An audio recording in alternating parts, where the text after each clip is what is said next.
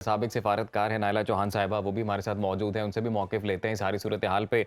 नायला साहिबा, बहुत शुक्रिया आपके वक़्त का। ये कहिएगा कि इस सारी सूरत हाल में जो लेटेस्ट डेवलपमेंट है वो यूएन जो इजलास हुआ कल, उसमें ह्यूमैनिटेरियन पॉज़ की जो करारदाद है वो मंज़ूर की गई है। तो किस कदर ये रिलीफ़ हो सकता है अहले गज़ा के लिए? देखिए, उधर तो हर लम्हे का रिलीफ बहुत थी, क्योंकि उनको तो सांस लेने का भी मौका नहीं था। जिस तरह वहाँ पे कत्लो-गारत, तबाही मचाई जाए, तो एक लम्हे का सांस लेने का भी मौका मिलता तो बढ़िया। लेकिन क्या ये इंसाफ है? ये हमें नायला चौहान साहिबा, सीज़ फायर की बात की जा रही थी इससे पहले और ज़्यादातर जो डिमांड है और एक्चुअली में होना भी सीज़ फायर ही चाहिए। लेकिन ये ह्यूमैनिटेरियन पॉज़ जो है उसकी करारदाद मंज़ूर हुई है। क्यों सीज़ फायर तक नहीं आ रहे हैं मामलात? देखिए, सीज़ फायर तक आ जाएगा। मेरा ख़्याल है अभी जो ये प्रेसिडेंट बाइडेन और प्रेसिडेंट शी जिनपिंग की मुलाकात हुई है प्रायर टू एपेक समिट, उसकी भी जो है उसमें भी ये मौज़ू छेड़ा गया है।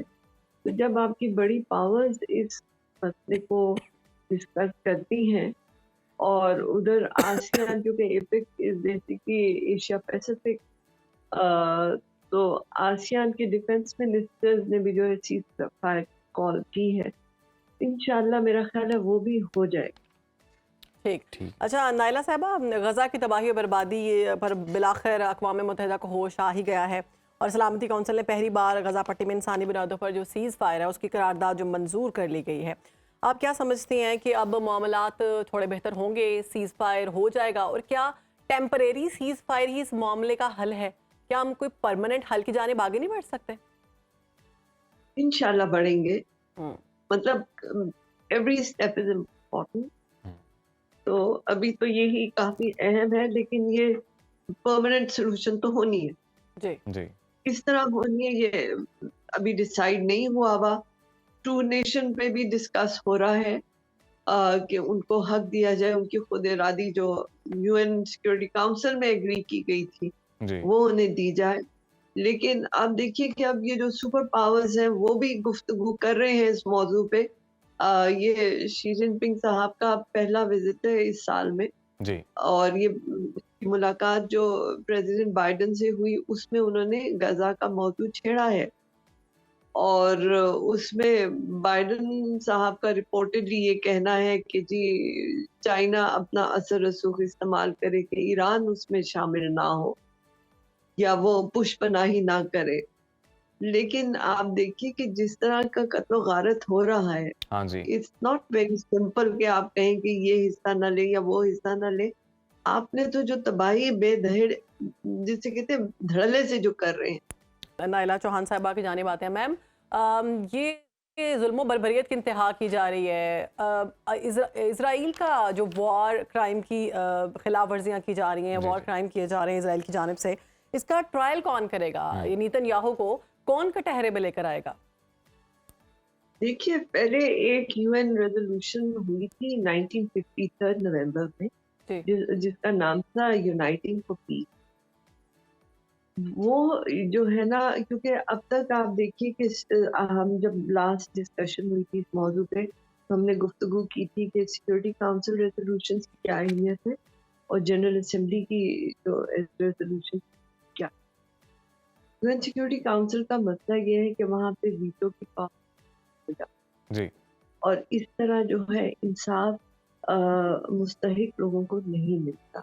हम्म। तो ये जो रेज़ोल्यूशन थी यूनाइटिंग फॉर पीस इन 1950, वो एक बड़ा अच्छा प्लेटफ़ॉर्म बन गया कि अगर यूएन सिक्योरिटी काउंसिल ये एग्रेशन और इस किसी भी जंगो-गदर को रोकने में नाकाम हो, तो वो ज़िम्मेदारी फिर जनरल असेंबली पे आ जाए और जनरल असेंबली फिर उस पे जो है वो एक्शन लेने का अकॉर्डिंग टू चार्टर चैप्टर 7 उसको हक मिल जाता है।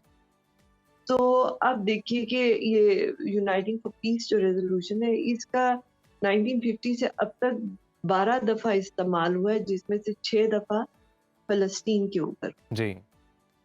तो वो भी, उस पे भी गुफ्तगू हो रही है कि अगर वो इस्तेमाल होती है और फिर जनरल असेंबली इस पे जो है वो एक्शन लेती है तो फिर इजराइल के ऊपर जो है जो इसने वॉर क्राइम्स किए हैं उसका भी जिक्र हो। नायला साहबा, ये कहिएगा कि सारी सिचुएशन में मुस्लिम उम्मा का बिलखसूस हम जिक्र करते हैं, कोई डिसाइसिव एक्शन वहाँ से नहीं आ रहा है।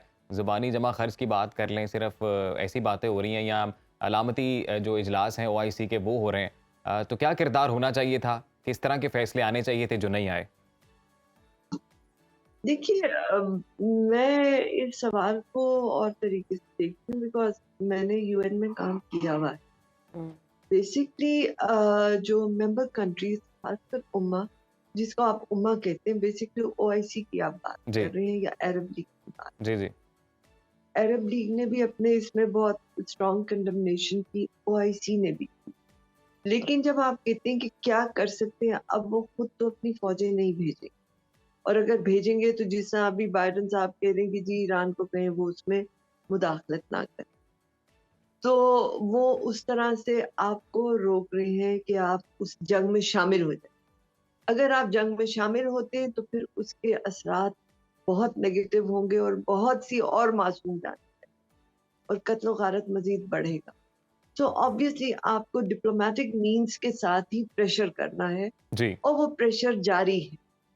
और अब ये जो और प्लेटफॉर्म्स की बात हो रही है और जो अब जो सुपर मतलब बाइडन साहब का शी जिनपिंग साहब के साथ जो मुलाकात हुई, और फिर आसियान के जो है डिफेंस मिनिस्टर, क्योंकि अब एपेक सेशन में ये बात हुई है, हुँ। एपेक की अभी समिट होने वाला है जिसके लिए शी जिनपिंग साहब गए हैं जी, वहाँ जी। कैलिफोर्निया में।